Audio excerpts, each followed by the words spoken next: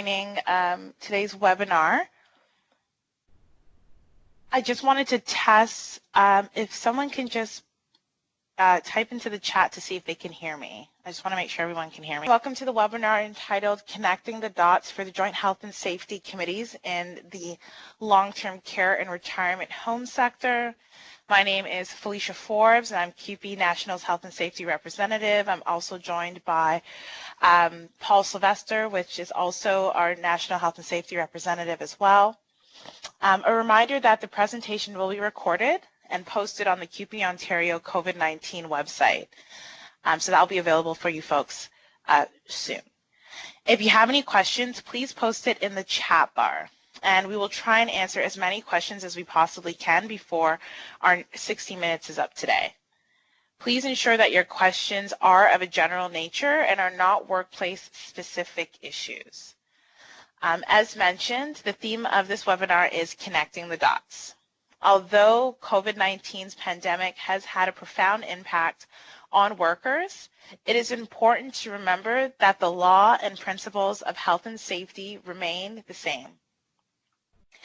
The presentation today will serve as a reminder of what the minimum standard in the Health and Safety Act is and how to ensure that the workplaces are implementing measures with protecting workers from exposure to COVID-19.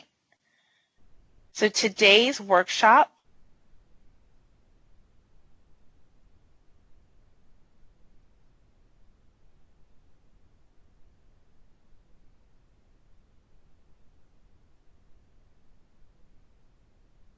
Sorry, I just muted myself. Hello? Sorry. So today's workshop will be covering internal responsibility system, duties of an employer, a supervisor, and a worker under the Occupational Health and Safety Act, powers and duties of the Joint Health and Safety Committee, due diligence in relation to the general duty clause and the precautionary principle, hierarchy of control, and COVID-19 as a hazard in the workplace. And now I'm going to turn it over to Paul to go over IRS. Thank you, Felicia. So today I'm going to first be speaking about what is the internal responsibility system. The internal responsibility system is based on a philosophy that workers and employers are the best placed in the workplace to recognize and identify hazards, to obtain information about hazards, and to make recommendations to improve the health and safety of workplace conditions. It's supposed to be a equal responsibility. It's not. It is a shared responsibility. So the internal responsibility system is a shared responsibility between workers and employers. However, it is not an equal responsibility. As we'll find out later, the employer holds the bulk of the responsibility to ensure that your workplace is safe, but workers have a participation in that system, and workers as well have duties. And then if things go wrong, or if there's any kind of situation when it comes to non-compliance or enforcement, either the workers or the employers can access the Ministry of Labor. So for the internal responsibility system to be effective, employers, supervisors, workers, and other workplace parties need to have practical knowledge, training, and skills to control workplace hazards. And later on, we're going to be talking about what is really controlling a hazard and not managing a hazard. When we talk about managing hazard, what that means is leaving the hazards in place and just kind of working around them. We want to ensure that whatever hazards in the workplace are either eliminated or controlled so they don't affect worker health and safety. And a component of the internal responsibility system is a functioning Joint Health and Safety Committee that is identifying hazards and making recommendations to improve workplace conditions with the goal of preventing accidents, illness, and lost injuries. So one thing you have to ask yourself is, as members of a Joint Health and Safety Committee, or if you're a health and safety representative, you need to ask yourself, do we have a functioning Joint Health and Safety Committee?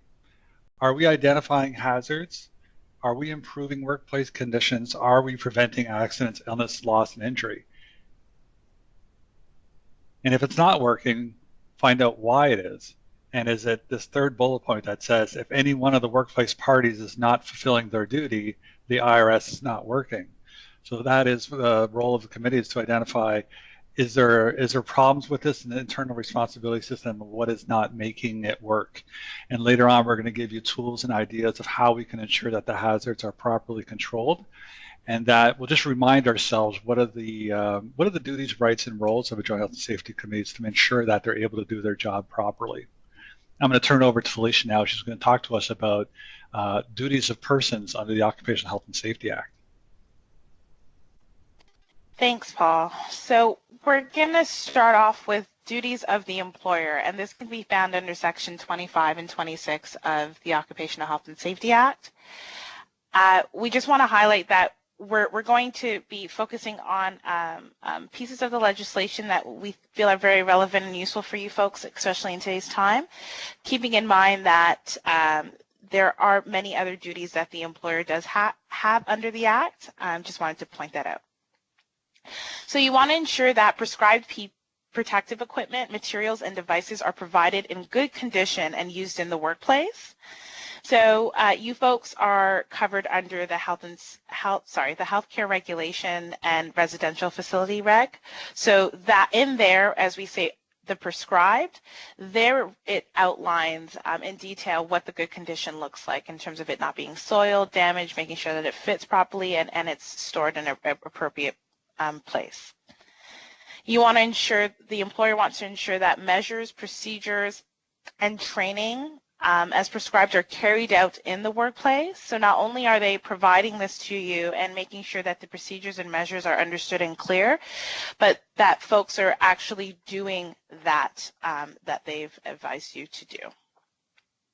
Want to provide training and information about hazard of the work. So proper, adequate training about that and information that is useful for you folks in order to protect the health and safety of you to do the work.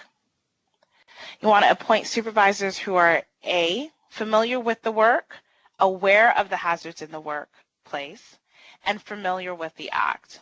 Okay, so not only is it just the employer, but the people that the employer employ in order to do the supervisory duties should also be aware and familiar with all of those things in order to be able to direct the workers and ensure that they're working safely. The employer needs to prepare written policies for occupational health and safety, violence, and harassment, and develop programs to implement those policies.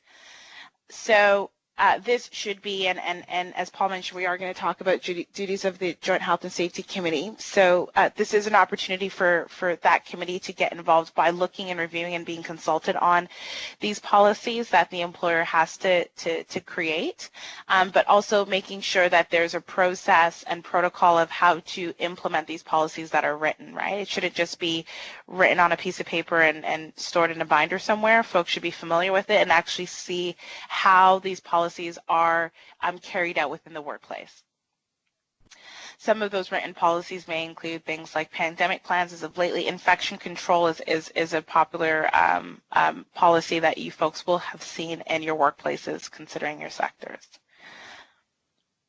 Afford assistance and cooperation to health and safety representatives or committees in carrying out their duties and rights under the Act. Okay, so not infringing or impeding on how to do that, but really affording assistance to you folks in order to carry out your duties that we're going to review later and your rights that you have.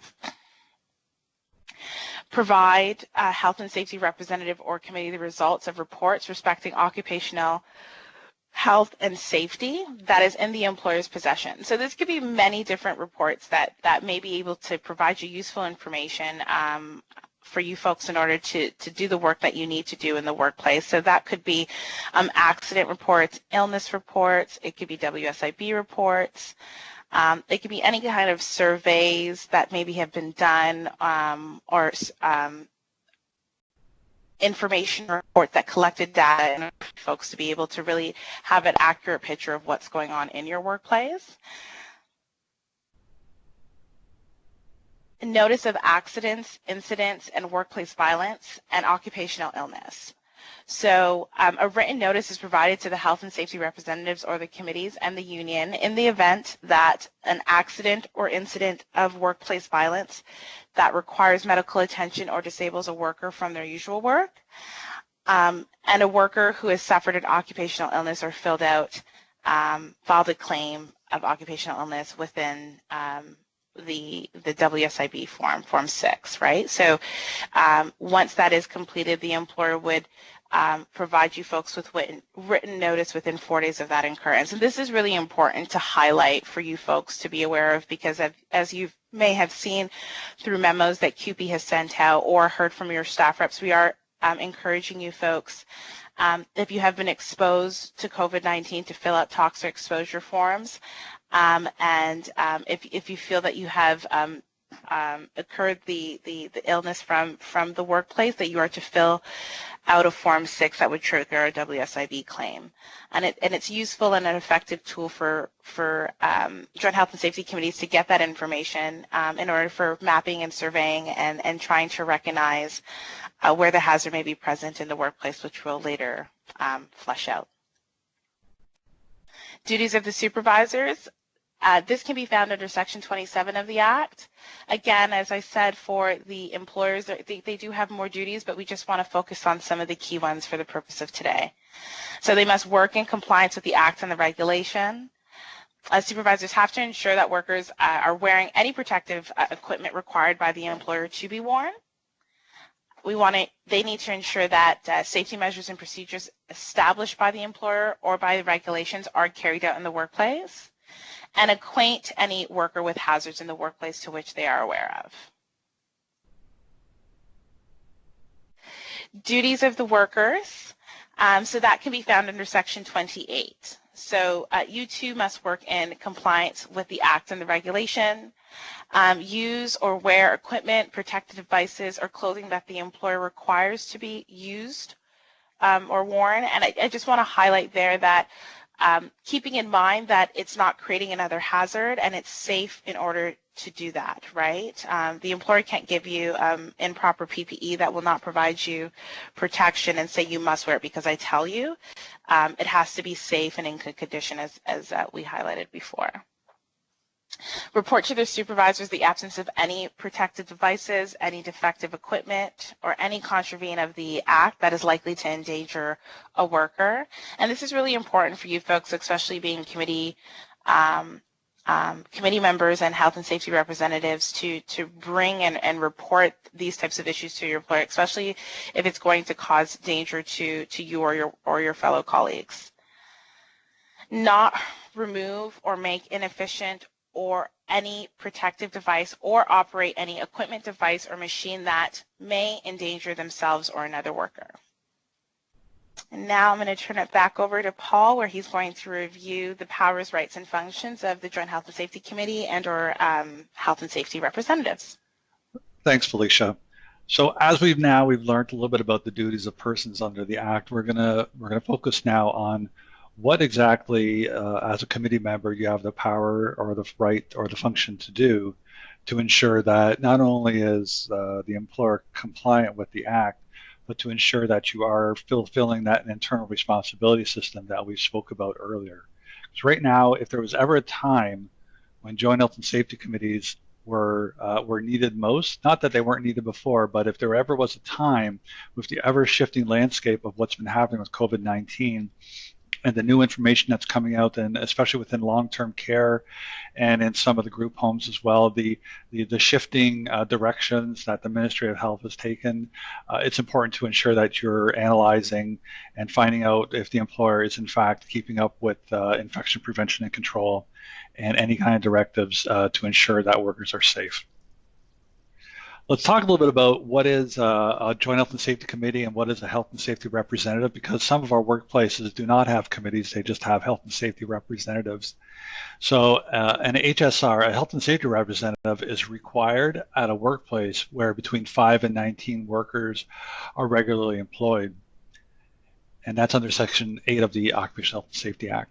And the Joint Health and Safety Committee is required at workplaces where 20 plus workers are regularly employed. And that you see the most of the functions and powers of the Joint Health and Safety Committee will be outlined in Section 9 of the Act. Now the difference is both the HSR and the JHSC, they have similar powers and functions under the Act except for meetings.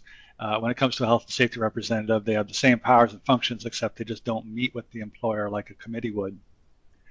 The roles of a Joint Health and Safety Committee or the health and safety representative is to, and I'm going to repeat what I said earlier, is to identify situations or conditions that are a hazard to workers, obtain information from employers concerning hazards, processes, and equipment, and making recommendations to improve workplace conditions. Different types of committees that exist, there's two kinds. There's site-based committees and then there's multi-site. So you might actually have a single site committee, or there might be people here that are participating that have the multi-site. But just so we can review that quickly, where so permitted, a multi-site committee may be established. And in this case, one committee can be established for several workplaces under the same employer instead of a single site committee at each site. The multi-site committee members have the same rights and duties of a regular Joint Health and Safety Committee. The only difference is that a multi-site committee needs to have terms of reference that must be signed by both parties and approved by the MOL. And the terms of reference, although not required in the single site, the terms of reference of a multi-site will set out things that that are not spelled out in the Act, like what quorum looks like, or what the structure of the committee is going to look like, what the composition of the committee is going to look like. One of the main duties of a Joint Health and Safety Committee or a Health and Safety Representative is to inspect the workplace. And the Act says that every workplace shall be inspected by a designated worker member of the committee every month. And annual inspections are only allowed with ministry approval. Now, when it comes to inspections, the Act says that just the physical condition of the workplace would be inspected. However, there's nothing preventing a member in talking with workers or thumbing through health and safety related documents. So even though you're going to be walking around the workplace looking for trip hazards, looking for process problems with equipment, you can look at other things. You can look at see if all the policies and programs are up to date. You can verify to see if any safety data sheets, if you're missing any for any of the products that are the biological products or any of the chemical products you're using in the workplace, to make sure that you have safety data sheets for those. And you can talk to workers to find out if they've incurred any hazards or noticed anything that has changed in their work and their processes. And especially, like I said earlier, right now with COVID-19, there's a lot that's out on the ground and a lot of things that we have to keep in mind. So a management representative of the committee may accompany the worker representative during the inspection, but it is important to remember that the inspection is the worker's inspection. So if you have a management representative that is accompanying you during the inspection, if they are there to support and offer assistance and cooperation, there's nothing wrong with that. It's sometimes a good thing to have them there, but if they are going to accompany you and just argue about what a hazard is and ask you not to write things down on the inspection form, then that is hindering your function as a committee member. And they should not be, first of all, they should not be doing that, and you should ask them not to accompany you if they're just going to stand in your way when you make that inspection. Meetings. So the Health and Safety Committee, they must meet at least quarterly, every 3 months. And meetings have no fixed time limit. So I know some of you might actually be meeting earlier. You might have either a terms of reference or contract language that talk about meeting every month, which is great because we always want to go above the minimum standards of the Act. But the minimum is every 3 months. And very often I hear people say, well, we're only given 2 hours to have a meeting. We have a meeting every 3 months and we only get 2 hours. Well, if you set an agenda and you're just not getting to the agenda, it's not as if you just close up the books and see each other in another 3 months. No, there should be another meeting to follow up that meeting to ensure that you go through all your agenda items and you go all through the necessary discussions to ensure that the committee is really functioning. Because if you're just rushing through things, you're going to miss things and you're just not going to be a functioning committee. We want to make sure that the committee is doing their role. Now, a quorum is not really spelled out in the Act, as I mentioned, but it is established by terms of reference or a health and safety agreement. But the Act says that at no time will the number of management representatives exceed the number of worker representatives on the committee. That is the only stipulation when it comes to quorum. Minutes must be taken and conserved for an inspector's review. Make sure they're good minutes. And voting is not recommended. Issues should be resolved through consensus. And I know some of you might actually might be going through voting at your committee level, which is fine. But we just want to make sure that both parties have had a chance to have ongoing dialogue, that everyone has an understanding of what their positions are, and that hopefully the committee, instead of just coming down to a vote, can agree on something at the end of the day and come to a consensus, because a unified committee will be a role model for the workplace. Co-chairs. Every committee shall have 2 co-chairs, one co-chair from management selected by management, and one co-chair from workers selected by the workers on the committee. Co-chair duties include they chair the meetings and alternates, they prepare the agenda, they sign the minutes of the meeting, approve guests to attend the meetings. Now, those duties, as I mentioned above, aren't really spelled out in the Act, but as part of that internal responsibility system and a functioning Joint Health and Safety Committee, you want to ensure that the co-chairs are meeting their objectives to ensure that the committee runs smoothly. And the bottom point says either co-chair has the power to put forth a recommendation if the committee has, in good faith, failed to achieve consensus on a recommendation. So if you've had a discussion and ongoing discussions, you failed to reach consensus, but you want to put forth a recommendation, you don't need the signature of the management co-chair to put forth that recommendation. If they don't want to sign it, the worker co-chair can advance that recommendation to the employer and have them answer. Let's talk about recommendations. And when you receive the notification for today's webinar, we included in those in the attachments a sample recommendation that you can use. All you have to do is kind of plug in certain parts where it says we have noted these hazards. You just list the hazards, or if you've noted contraventions of the Act, you just insert whatever contraventions they are. You just indicate who the employer is and the co-chairs, but it's a good sample template that you can use in your workplace if you've never put forth recommendations. Also included in the attachments, I forgot to mention this earlier, but Felicia had went through the duties and functions of the committee, and we provided little cheat sheets that go into depth as to expand what are some of the other obligations of the employer and how they relate to the Joint Health and Safety Committee. So don't forget to check out those attachments. When we talk about recommendations, a Joint Health and Safety Committee or the Health and Safety representative has the power to put forth recommendations to the employer, and an employer who receives a recommendation has 21 days to respond. The respond must include a timetable to implement the recommendation, or if it's refused, they have to provide an explanation justifying the rejection of the recommendation. So recommendations are really helpful because you get a sense of what the employer's feelings are about your committee.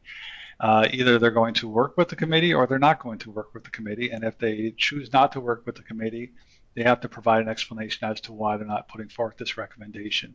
And based on the answer, you either might want to return to the committee with that that refused recommendation, or you might want to maybe make a complaint to the ministry that perhaps there is non-compliance of the Act. But that is on a case-by-case basis, of course.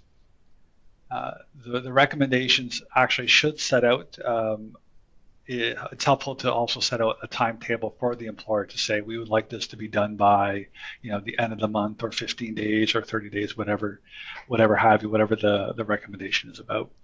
And as mentioned in the previous slide, either co-chair has the power to put forth a recommendation unilaterally if, having brought to the topic to the committee in good faith, failed to achieve consensus. Obstruction of the committee. There shall be no obstruction of the committee. No person shall hinder, impede, or interfere a committee member in the exercise of a power or performance of a duty under the Act. You can find that in Section 62. And no person shall provide false information to a committee member in the exercise of a power or performance of a duty under the Act. This is vitally important because we talked earlier about that functioning committee. When we're talking about the internal responsibility system, we want to make sure that the committee members are able to do their duty without any kind of fear or any kind of undue influence. We want them to have ongoing discussions that are free and open, and that the information that's being provided to that committee is true, so that they're able to really do their core functions to identify hazards, obtain information, and make those recommendations. So that's just important. If there's any kind of instruction that you feel is happening at your committee level, or if the employer is not providing you with information that is entirely accurate, or you feel as if it's false information, you can advance any complaints you want to the Ministry of Labor, and hopefully they will do a proper investigation to determine if that's happening. So right now I'm going to turn it over to Felicia, who's going to talk to us about due diligence. Thank you. So we're going to start with the general duty clause. So the general duty clause can be applied where no regulation exists, but the reasonable care to protect the worker does exist. So a good example of that could be an ergonomic-related injuries that are leading cases in a WSIB claim, right? There currently is no legislation or regulation that enforces an employer's responsibility to ensure that ergonomically safe workstations are in place. However, the MLL has adopted standards from Canada and the US to measure the impact of tasks and loads on the human body. However, these standards are just merely guidelines, right?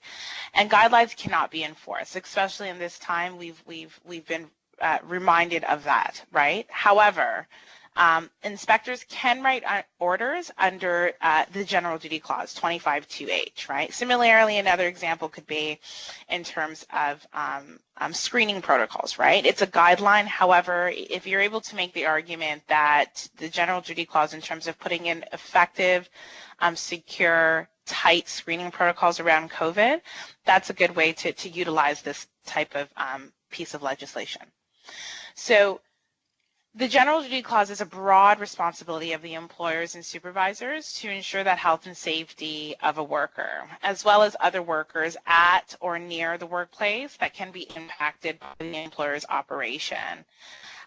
In Ontario, the clause reads, an employer shall take every precaution reasonable in the circumstance to protect a worker.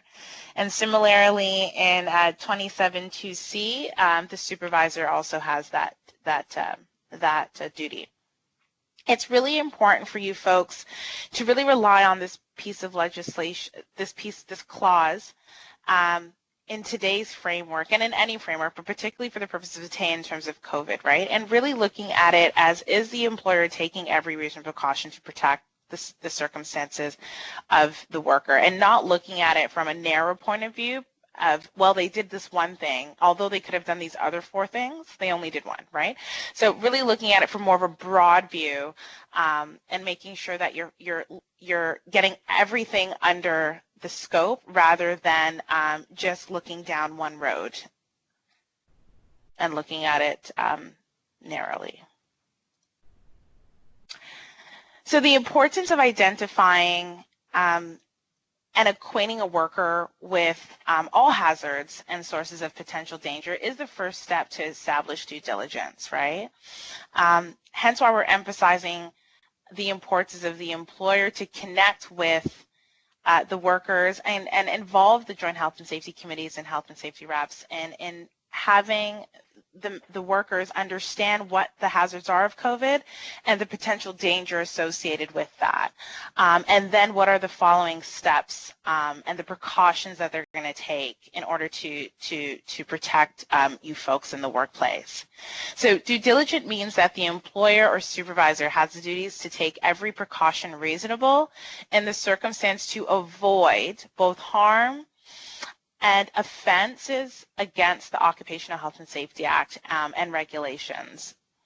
So the exercise of due diligence should be done before anything's happened, right? And it's not to be considered due diligence if the health and safety measures are implemented after an accident, incident, injury, or occupational illness occurs, right? We want to be proactive, not reactive. And in order to do that, you really need to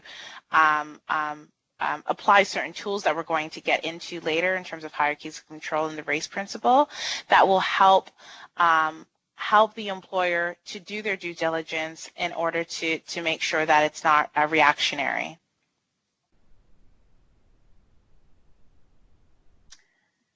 Telling workers to act safe in the workplace will not keep workers free from harm if the hazard still exists, right? Workers may make mistakes and can make mistakes, but if proper controls are put in place, that are controls that the employer has put in place, hopefully in consultation with the Joint Health and Safety Committee and RAPS, and really looking at the impacts of exposure to the hazard, injury, or illness will be less serious if proper controls are put in.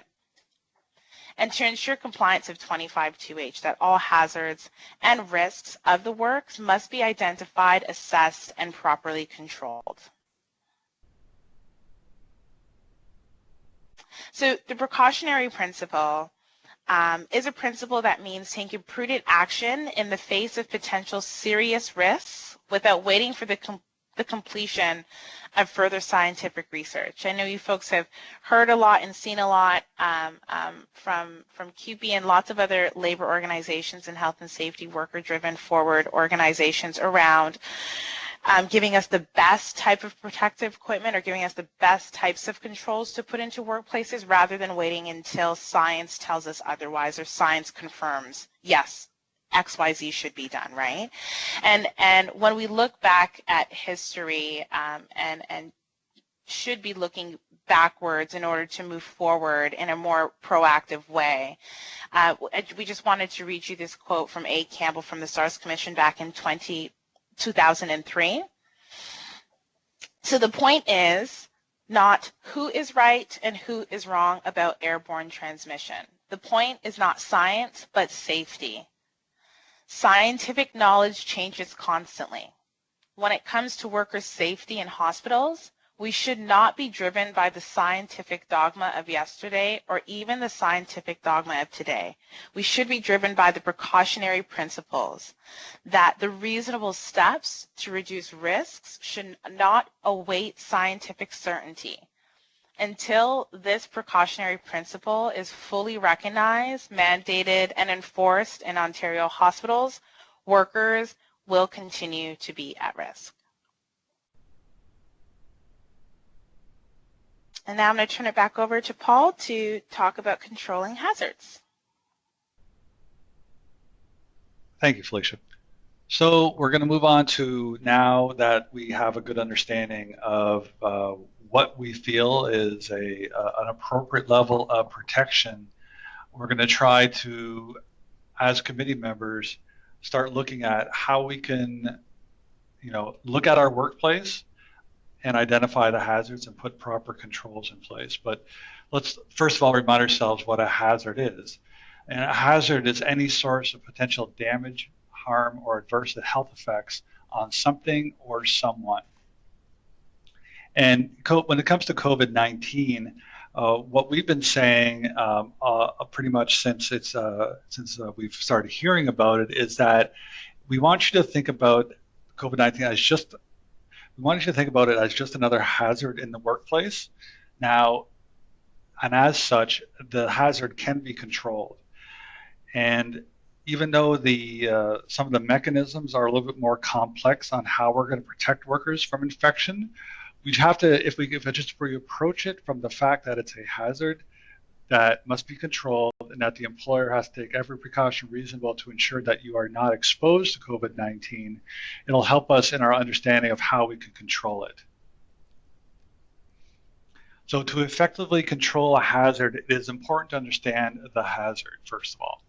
And the most common way we can understand a hazard is through a hazard assessment using the RACE principle. So RACE, R for recognize, A for assess, C for control, and E is for evaluate.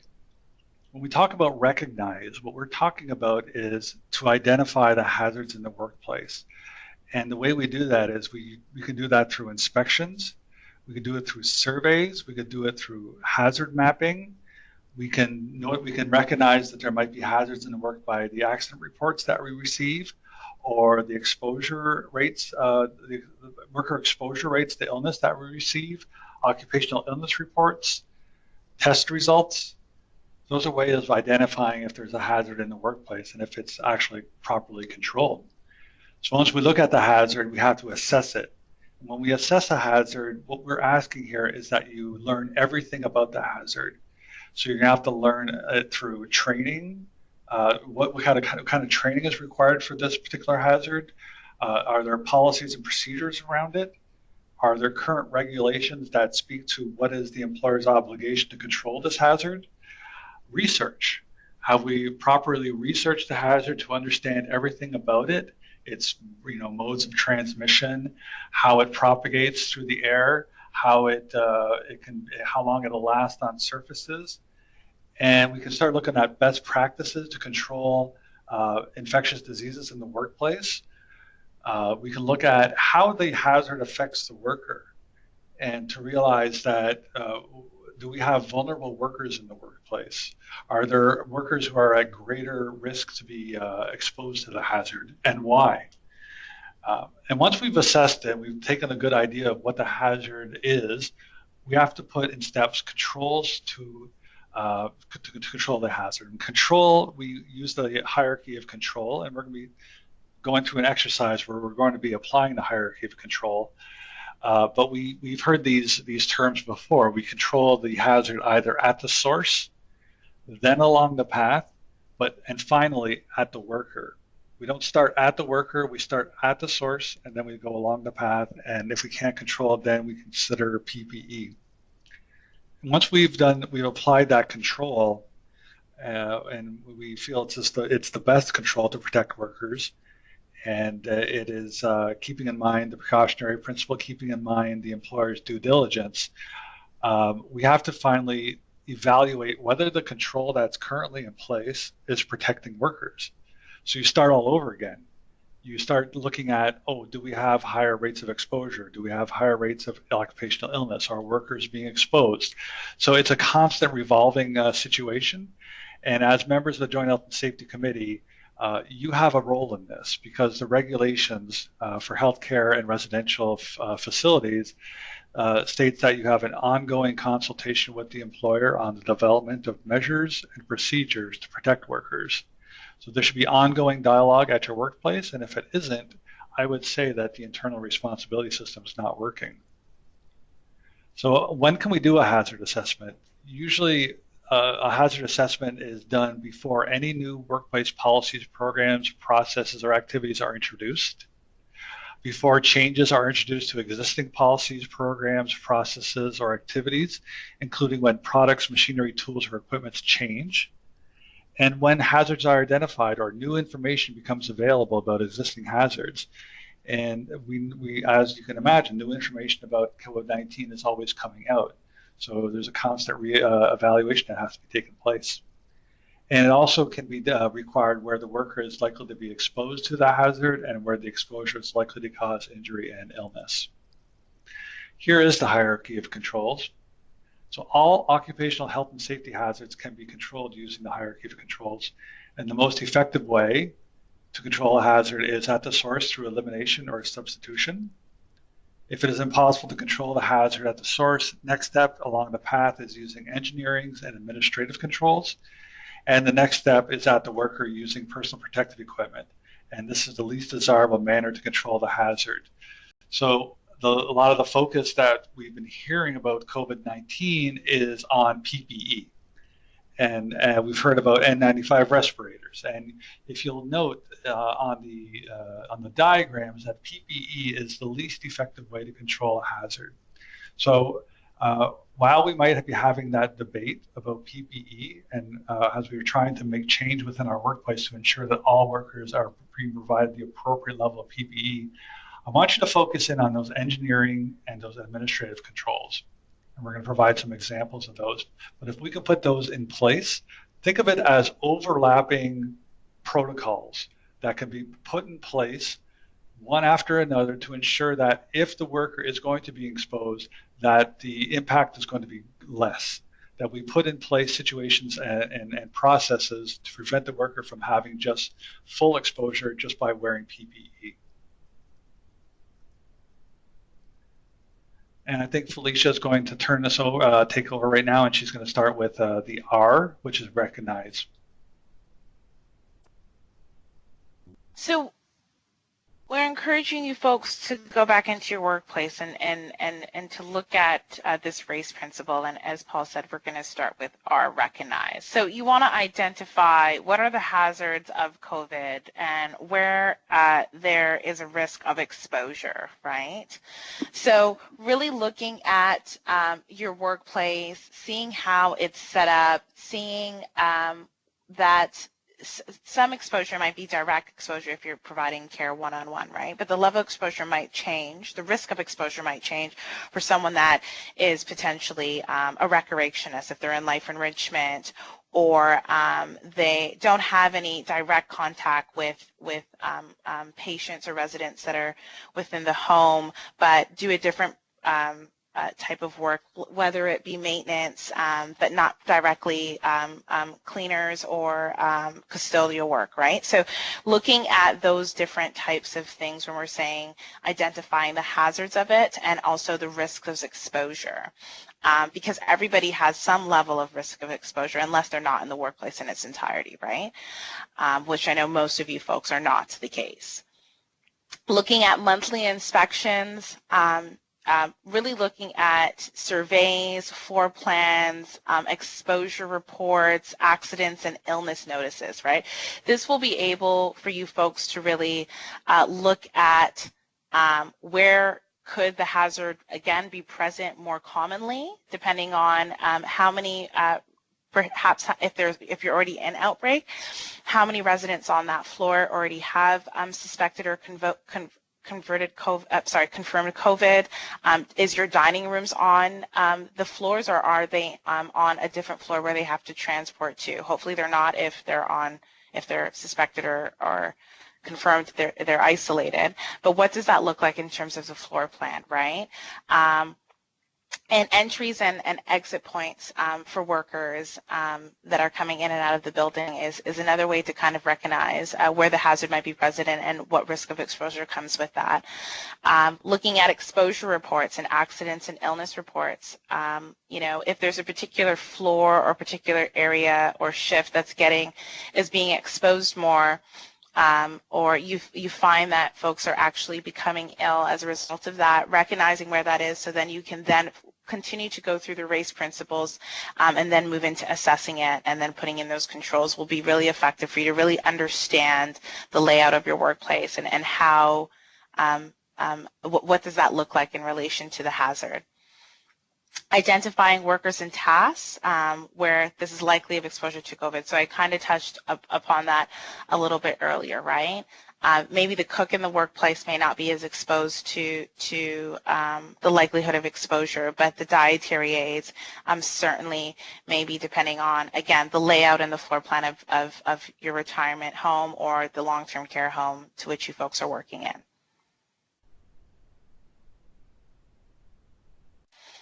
So assessment. So you want to, keeping in mind, you have all the recognized pieces for you folks to do that work. So now you get to assess it, right? So reviewing new and existing policies and protocols and training programs and relating to IPAC, right?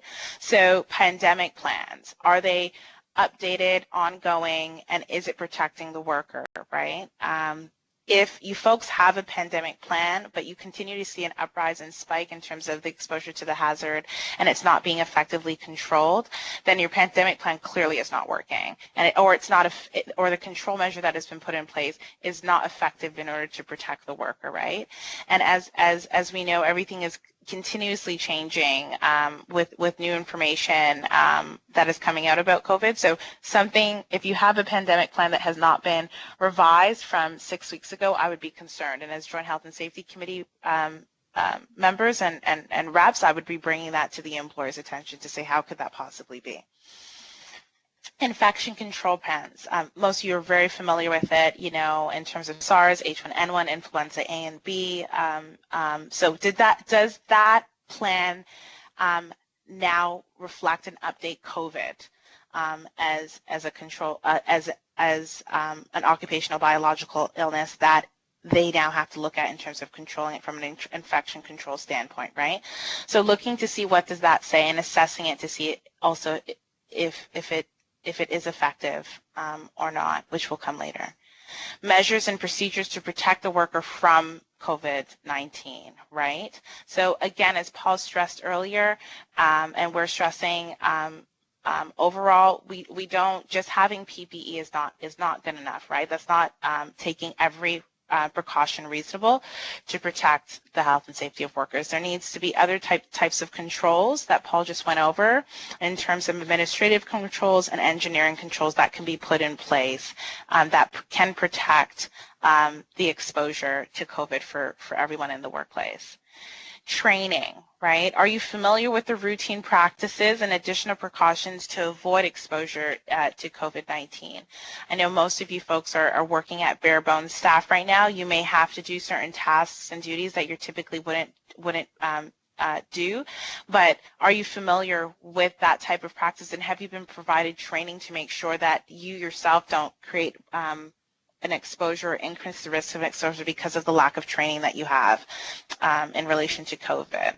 PPE, if PPE is prescribed and it calls a circumstance where you folks are to utilize it, making sure that it is fit tested, that you folks are trained properly in using it, you know, donning and doffing, making sure that the training records are there. So as a Joint Health and Safety Committee or representative, you folks are able to see, you know, well, we actually haven't had training on donning and doffing in 3 years. It might need time, right? Not time. It might be time to have a refresher, and especially in stressful situations, as we know, sometimes things just slip, right? So it doesn't hurt to make sure that folks understand to do those types of protocols in order to reduce the risk of exposure when wearing PPE.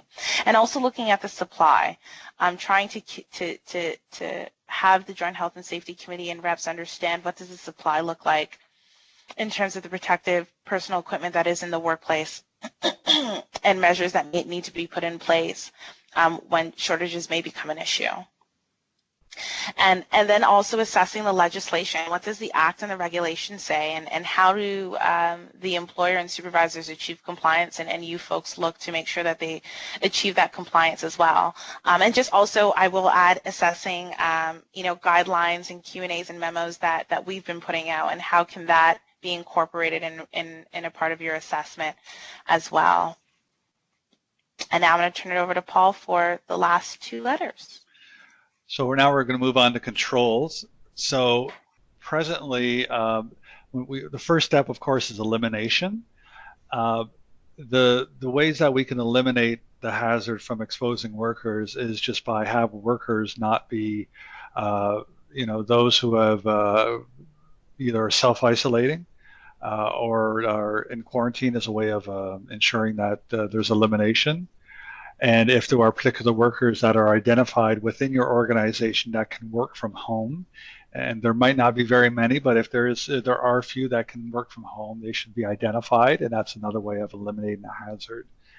When we talk about substitution, we can't really substitute COVID-19 as a hazard, but if you're required to use dangerous products that are either biological or chemical, maybe you're using a chemical as a disinfectant, maybe you're using bleach as a way of disinfecting, well, can that be substituted for products that do not create a hazard? Because bleach can be very caustic, and there are other products that can maybe you have to investigate whether or not they kill the SARS-CoV-2 virus, but that are not as harmful that bleach can be. That's a way of substituting, an example of substitution that you can use in other situations as well.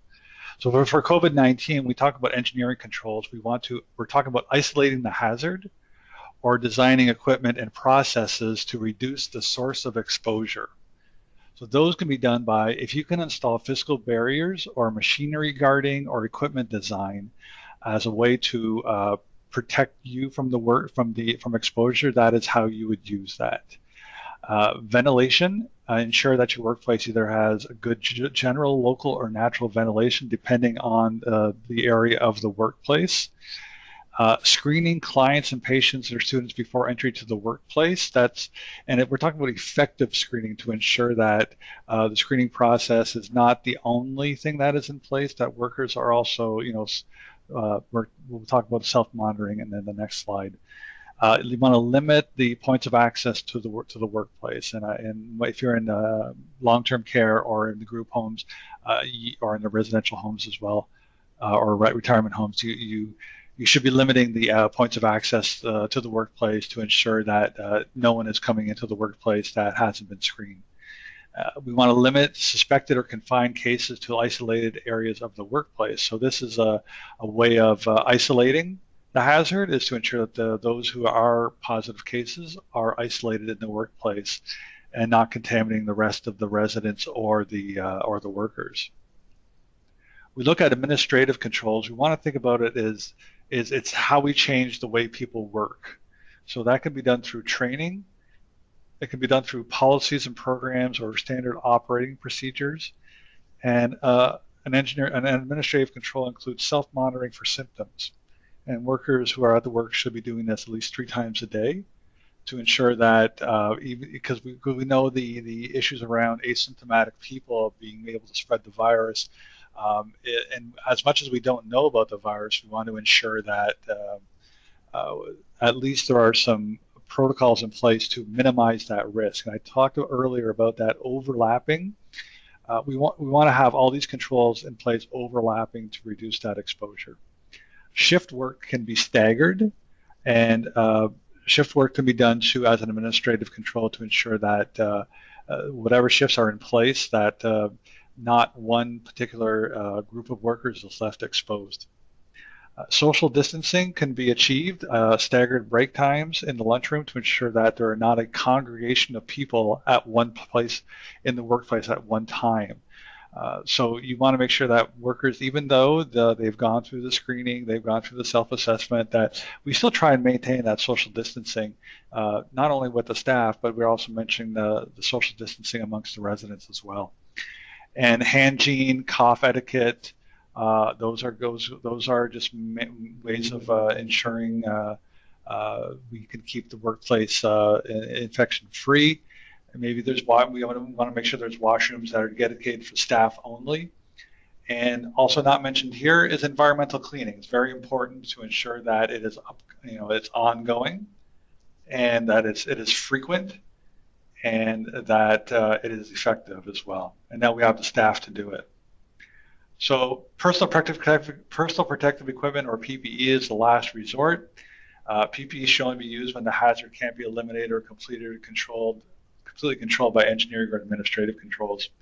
And make sure that if you're trained, that if you're required to wear PPE, that you're trained on the use, care, and limitations, and how to put it on, remove safely. And if you're required to wear an N95 respirator, to ensure that it's properly fit tested. People should be able to, use the PPE in the workplace and not be hampered by it. Shouldn't create a hazard as well. Should be clean and stored in a convenient location and not create other hazards like discomfort or heat. And once we're all done, we have to ensure that these controls are evaluated to ensure at the end of the day workers are being protected. So that's our connecting the dots. That's really our overlapping principles that we wanted to communicate to you. We have some resources. We have like 3 slides of resources, which we're not going to get into because we only really have 5 minutes left. But this presentation will be posted on the Ontario Division website under either the COVID-19 website or the Health and Safety tab within COVID-19 on CUPE Ontario's website. These are just helpful links that'll help you ongoing to help you with your, as just being a joint health and safety committee, to make sure that you're getting all the right information that's out there. So we still have a few more minutes for questions. And as we set out from the beginning, if you have some general questions that can apply broadly to your sector, We'd like to hear them. If we have, and if just go ahead and post them within the chat bar, and we'll try and get to them. Okay. So we have our first question, Paul. We have multi-sites, one long-term care and others that are community-based, assisted living. Should there be a representative from all locations on the Joint Health and Safety Committee? A lot of those will be set out in your terms of reference. Now, we learned earlier that the difference between a site-based committee and a multi-site committee. If you have just a one committee for the multiple sites, it'll be spelled out in an agreement with the employer. And it'll state out who is going to be the representatives from all those locations. If you don't have that multi-site, you should be having, depending on the amount of workers that are at the workplace, you should either have a representative or a committee at each workplace. So I would really need to know a little bit more information as to what it is currently set up in your workplace. But it is important to note that regardless if you have a multi-site or a single site, there should be someone inspecting that workplace once a month. Whether that's a member of the committee, or if you have a multi-site, sometimes you can designate workers within that work site to inspect the workplace. But I realize I'm going down a bit of a rabbit hole of multi-sites, and so I don't want to confuse too many people, but I'll just say that, I'll just wrap it up by saying if you have one committee with multiple sites, you should have terms of reference that are approved by the parties and signed by by a director of the Ministry of Labor. If not, you are required to the employer is required to establish a committee or have a representative at each site. And if you want to reach out to us or to your national rep, I should say, to find out more information, I'm sure we can assist you. Yeah, they could. Yeah, if you can get the document, send it to them, and then we can take a look at it. Any more questions?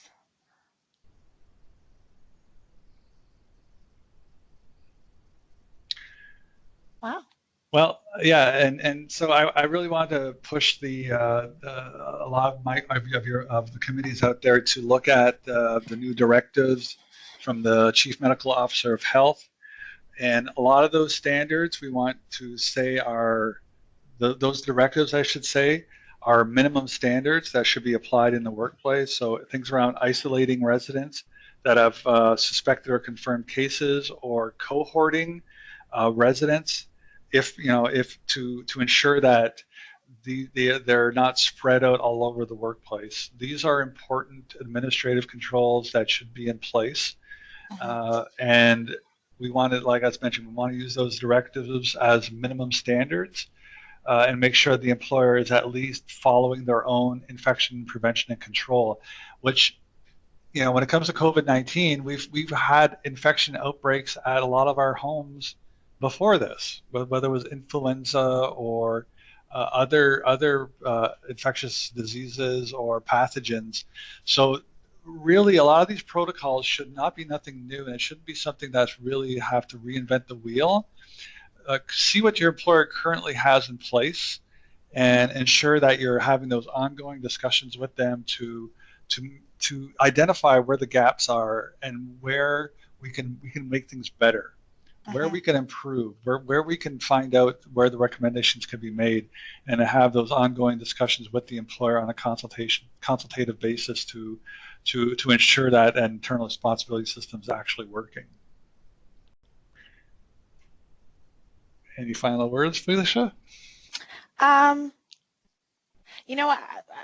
I'll say is you folks have a really important role and more important work to do in your workplace, and really rely on the tools that we gave you folks today of some of the basic stuff and the things that have been in place before COVID, and rely, as Paul said, on your experience in order to help you navigate through this type of hazard, because it is another biological hazard that obviously has a bit of a uniqueness to it, no doubt. However, really tap into that experience of you folks working in long-term care and retirement homes and seeing biological hazards like this present in your workplace for previous years prior to today. And yeah, just insert yourself and use those powers and functions and duties that you folks have and are afforded to by the Act. Okay. Well, thank you for joining, and be safe, everybody. Bye.